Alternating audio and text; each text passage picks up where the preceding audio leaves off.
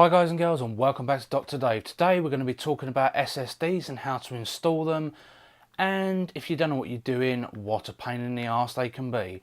So I went and bought this from Amazon. It is a Kingston 120 SSD. So I thought I knew what I was doing and I thought I was pretty good at computers, but I've never played with an SSD, so I thought it's time to upgrade as one of my other drives failed. So that's why I decided to get an SSD to up the performance of the boot of Windows and to possibly aid in streaming and etc. So we weren't using a basic standard hard drive. So I plumbed this into the rig behind me and I couldn't get it to work. I tried booting Windows to it, and the first time around the screens went black and nothing happened. So I reinstalled again for the second time and everything seemed to go to plan.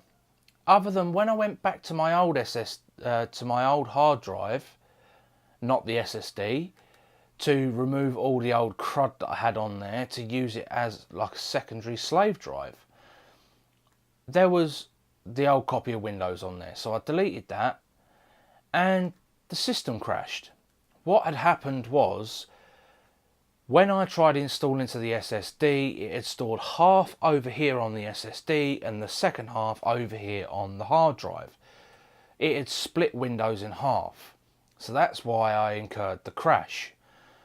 After doing some scrambling around online to find the answer, it said that you need to unplug any prior hard drive that you have installed. So I'd done that, and in the process I didn't realise that the leads coming from the screens to the PC were not long enough for me to spin the case around where it was. So I heard this crunch sound and I was like, oh my god, what has just happened? To then look at the back of the PC and see that I had damaged two of my display cables. Lucky enough they still work and there was no damage to the graphics card, because I bought the 1080 Strix and they have full metal jackets all the way around the inputs on the back, so if you do have any like cable drop where it comes out and the cable is drooping down the back or it gets snagged or whatever, you won't damage the input. So I was quite lucky there. So the long and short of it is, if you're installing an SSD, you are going to need to change the SATA controller from RAID over to AHCI mode to be able to install Windows onto a SSD. I didn't know this at the beginning. I just thought it was like a standard hard drive where you just plug it in, install your Windows and away you go, and that's not the case. So if you want to install an SSD, these are the few tips that I will recommend to make it work properly. 1. Install it, plug your cables in.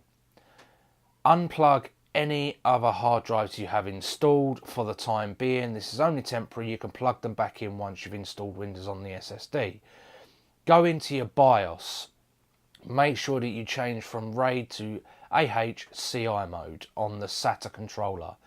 Once you've done this, you may still need to reset your CMOS. Some motherboards have a CMOS reset button, but my motherboard doesn't.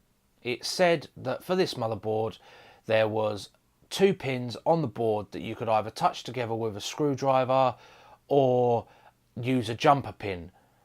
I couldn't find the pins on the board because my board hasn't got labels on it to tell me what each pin or each module does.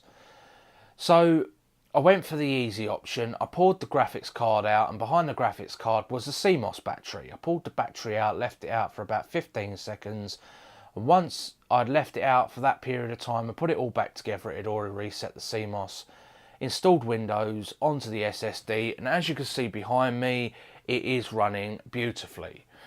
So they are my tips for installing an SSD. Don't think you're Mr. Billy Big Boots and you're good at computers without doing your research. Otherwise you'll end up like me, majorly frustrated, 2 days wasted of trying to install an SSD. So Do your research, guys, because it does pay off. Don't be a dummy like me. Thanks for watching. I've been Dr. Dave. You guys have been great, and we will catch you on the next video. Bye for now.